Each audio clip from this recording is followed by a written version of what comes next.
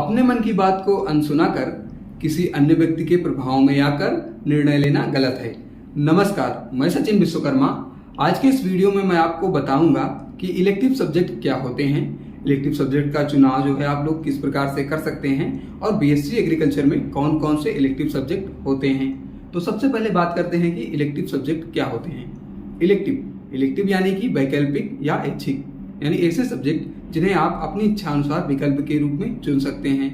आप लोग जो डोमेन सब्जेक्ट पढ़ते हैं उसमें से आपको इलेक्टिव सब्जेक्ट का चुनाव करना होता है। इलेक्टिव सब्जेक्ट में कई सारे सब्जेक्ट होते हैं जिसमें से किसी एक का चुनाव करके आपको पढ़ना होता है। अब बात करते हैं कि बीएससी एग्रीकल्चर में कौन कौन से इलेक्टिव सब्जेक्ट होते हैं। बीएससी एग्रीकल्चर में 5th और 6th सेमेस्टर में आपको इलेक्टिव सब्जेक्ट का चुनाव करना होता है, जिनकी लिस्ट आपको स्क्रीन पर दिख रही होगी।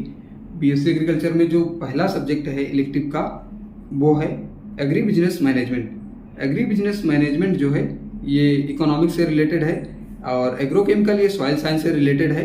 अगला है commercial plant breeding. Commercial plant breeding जो है ये प्लांट ब्रीडिंग से रिलेटेड सब्जेक्ट है। अगला है लैंडस्केपिंग, ये हार्टिकल्चर से रिलेटेड है। अगला है फूड सेफ्टी एंड स्टैंडर्ड्स, तो ये जो है डेयरी से रिलेटेड है। अगला है बायोपेस्टिसाइड एंड बायो फर्टिलाइजर, ये सॉइल साइंस से रिलेटेड है।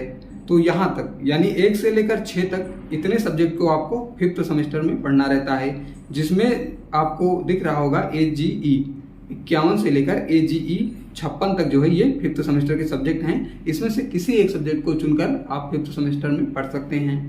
इसके बाद जो 7 नंबर से है प्रोटेक्टेड कल्टीवेशन, ये भी एग्रोनॉमी का है।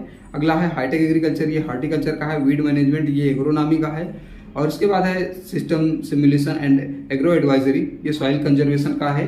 और 11 नंबर पे है जनरल एग्रीकल्चरल जर्नलिज्म, तो ये जो है एक्सटेंशन से रिलेटेड है। अगला है composition come duck and quail and rabbit culture, तो ये जो है आपका एनिमल हस्बेंड्री से है।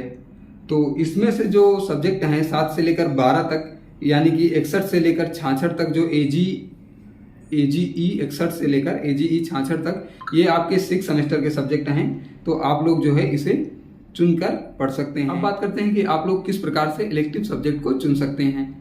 तो जिस प्रकार आप लोग अपनी शादी में अपनी वाइफ को चुनते समय या गर्लफ्रेंड चुनते समय बहुत ही ज़्यादा ध्यान रखते हैं, उसी प्रकार आपको इलेक्टिव को भी ध्यान से चुनना चाहिए, क्योंकि इलेक्टिव जो है 3 क्रेडिट का सब्जेक्ट है और ये आपके नंबर और मार्कशीट में जो आपको फाइनल मार्कशीट मिलती है उसमें इसका काफ़ी योगदान होता है। तो जो लोग एमएससी करना चाहते हैं, तो आप लोग जिन सब्जेक्ट से एमएससी करना चाहते हैं उससे रिलेटेड जो है सब्जेक्ट चुन सकते हैं। इलेक्टिव में उससे रिलेटेड जो सब्जेक्ट हैं उनको चुन सकते हैं।